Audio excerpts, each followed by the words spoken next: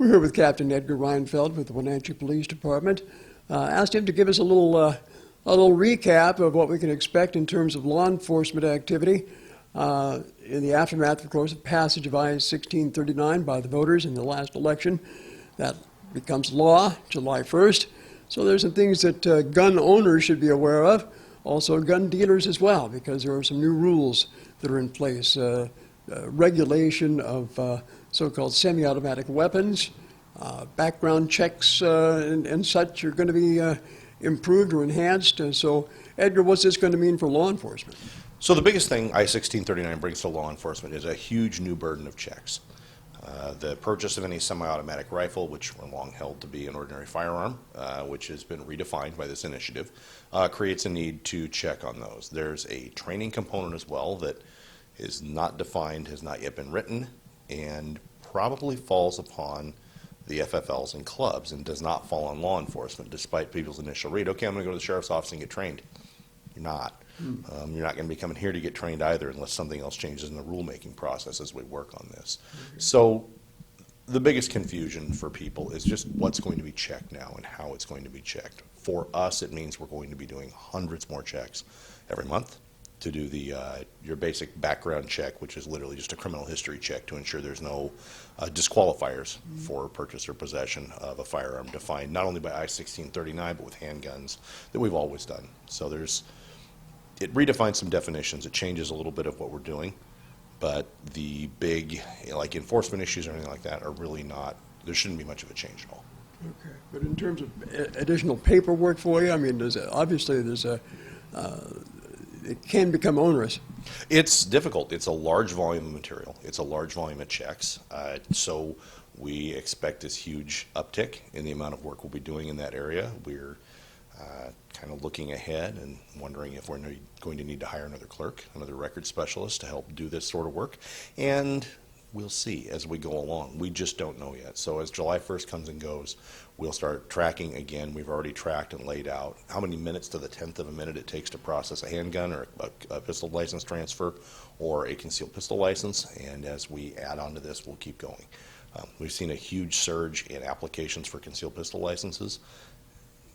Possession of a concealed pistol license or not doesn't really change anything for people looking to buy a firearm post July 1st. So you're saying that I-1639 really doesn't have any impact on concealed weapons permits? It may and it may not. The thing is, with the training part of it, it could be looked as you're already checked at some level, but we really don't expect it to make a huge difference in any of the processes after July 1st.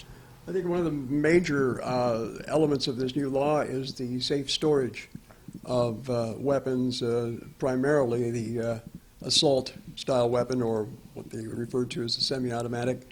How do you enforce that? It's a great question, and it's very difficult. So Washington State, with Article 1, Section 7 of the Washington State Constitution, basically says a person's right to privacy in their home or business shall not be infringed without due course of law.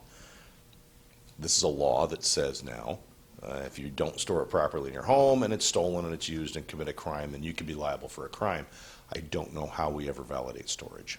So a lot of initiatives come at first with a lot of well-intended laws, not so much laws, but well-intended rules and guidelines and new changes to policy and procedure, but they don't often come with a fully fleshed out concept of how we get there. We can look at I-940 as a great example.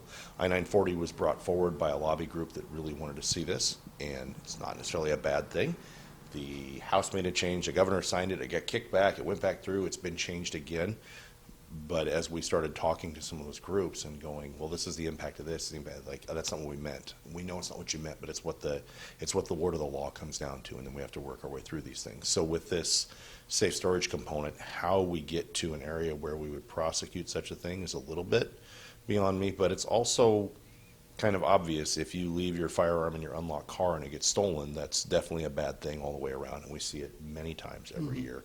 The stuff inside your home is a little more difficult. It'll be interesting to see where it goes.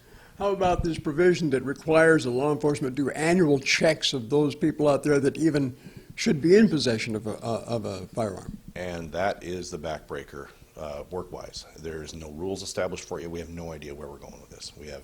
We We really don't. We have to see where the rulemaking comes out of the legislature and see where we go from there, because I don't know how we conduct an annual refresher check on people if we don't even know if they live here or not. The workload would be gigantic to go track down every long gun owner in the city alone. Well, I guess a very large percentage already possesses such a thing. I can think of one example where some gun owner who legally purchases a weapon later has a court-ordered restraining order on them, and which affects, I guess, their. It can. It can. Yes. But that causes some real confusion, I think. We do this all the time. The court order part is an old component. People with concealed pistol licenses will potentially get a Brady flag on a court order. They're going to have to surrender firearms, at least temporarily, while it gets resolved. This is something that's ongoing already with us. An interesting thing for people to note, though, we can no longer, a good example, we make a DUI arrest, and if somebody has a firearm in their car, and we take that firearm. Old days, you'd come in and go, hey, I'd like my gun back. Okay, it's not stolen, so here's your gun back. Over the last couple of years, we've switched to, and it's required by law, that we have to do a regular background check for possession of a firearm before we can return that firearm. And so we have 7 to 10 days to do that with NICS, the FBI's National Instant Check System, going offline for Washington State. They're not going to be doing our checks anymore or doing them as a courtesy anymore, which it was never designed for in the first place. Our ability to just do a call and one call and get it sorted is gone. And so one of our records specialists literally has to run the checks, go through everything. If there's any gray area in there, it just slows everything down, and we have to work through those processes before we hand a firearm back to anybody now. Still a lot of questions, not a lot of answers. Tons of questions, not a lot of answers. As we talk about the rulemaking process in this, it's an interesting problem with initiatives at times. If they're complicated, you send it out, you get it, it gets passed, and it comes back, and there's all these contradictions with current law, or there's contradictions with only it's parts of it itself, and you have to sort out what it means. And yet the implementation schedule is usually right now. Yeah. And so we have to figure it out. It's a simple thing to say, well, the car tab one is a really good example going way back. Okay, car tabs are $30. Okay, car tabs are $30, DOL changes the bills. That's pretty straightforward. But something like this is really complicated. And of course, with I-1639, there's still federal lawsuits that have been brought by the NRA, ILA, and others to strike down all or portions of it. So we have no idea at what date we build our processes to deal with it, if it even stands, or if it gets turned around and then we do something else. The good thing with a lot of the initiatives, they come off a little weird, but we often learn something out of it and hopefully get better at what we do all the time because of something we've learned in one of these. Captain Edgar Reinfeld, thank you very much for your time. You're welcome, Steve. Thank you. You betcha. Steve Hare, NCW Life News.